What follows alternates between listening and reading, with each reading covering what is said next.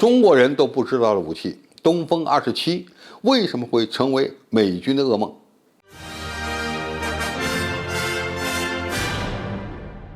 观众朋友、网友朋友，大家好，我是付前少。近日，美军开始计划加强第二岛链的军事基地的建设。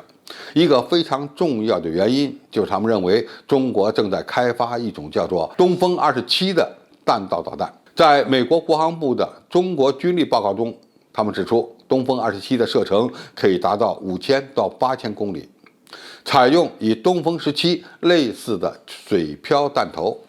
那么过去东风26被称为关岛快递，那么东风27就可以说是所有第二岛链的噩梦，或者说是夏威夷快递，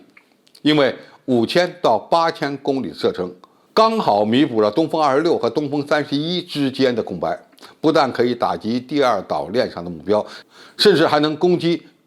第二岛链以外的美军基地。东风27虽然是美国假设出来的一种武器，但是在中国军队中是否有存在的必要，或者是中国现在在开发这种类似的武器系统吗？我们知道东风31、东风41这样的洲际弹道导弹主要是用于核大战、核反击的。那么我们现在是否需要有一款射程也比较远的核常兼备的导弹武器系统呢？比如说这款导弹个头虽然不很大，但是它采用水漂弹头，因此就可以大大提升其射程和突防能力。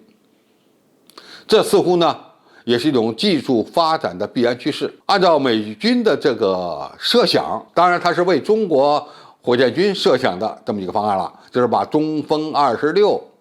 的弹头换成水漂弹，这样就可以大幅度的提升其射程，比如说射程提升1/3，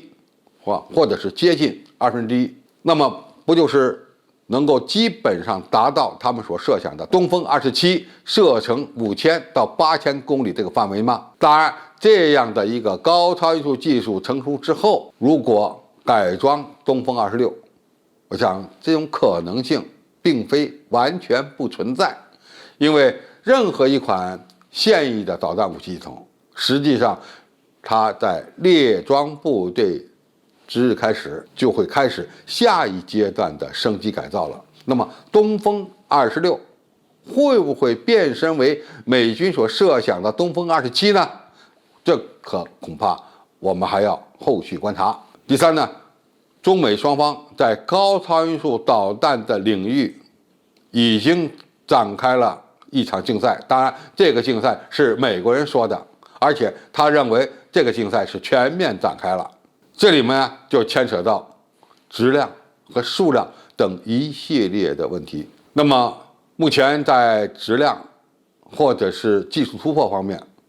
中国似乎处于领先地位，因为我们的几款高超音速武器系统已经开始列装或将要列装，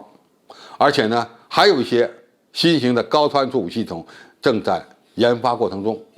美国当然他也没闲着，最近呢已经加大了投资力度，计划为其陆海空三军各开发一种高超音速导弹武器系统。那么这样的一个竞赛最终会是个什么结果？目前我们虽然先进了一步，但是呢也不能放松该领域的研发力度，因为美国正在急起直追，我们跟它的差距并不很大，因此还需要在这个方面继续努力，继续前行，以保持相应的领先优势。因为美国如果依托它的先进的技术基础，很可能在短期内呢开发出一系列的高超音速导弹武器系统。那么到那样的一个情况下呢，对中国的威胁就会增大。因此，为了减轻我们的安全压力，为了保卫东亚地区的和平和稳定，我们有必要进一步在高超音速导弹领域发力，从而用强大的军力来震慑住任何敢于挑衅和发动战争的国家和人物。好，今天的评述就到这里，谢谢大家收看，我们下期再见。